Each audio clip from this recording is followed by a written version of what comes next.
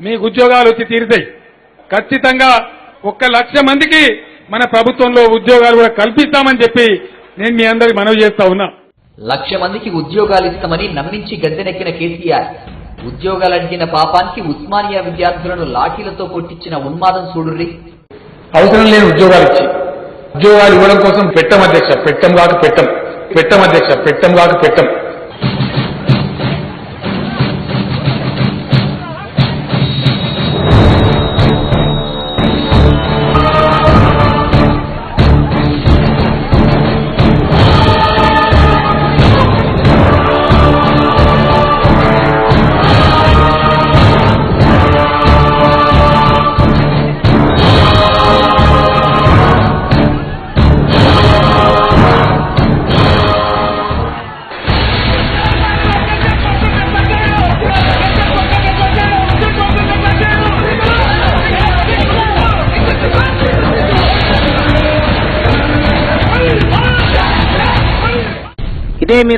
ఇదే మీ రాజ్యం, దొరల రాజ్యం, దోపిడీ రాజ్యం.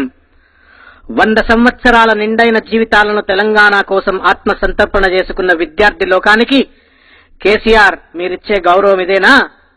నీ లెక్క 100 కోట్లు కావాలని కోరుకోవటం లేదు కేసీఆర్. కేవలం చిన్న ఉద్యోగం కావాలని నిరసన తెలిపితే గొడ్లను కొట్టినట్లు నీ పోలీసులతో కొట్టిస్తావా? బూట్లతో తన్నుకుంటూ ఈడ్చుకుపోతారా? విద్యార్థులు తిన్నదరగక దీక్షలు చేస్తున్నారని కండకావరంతో హేళన చేస్తావా? తెలంగాణ సాధన కోసం ఆంధ్ర పోలీసులతో లాఠీ దెబ్బలు తిన్నాం.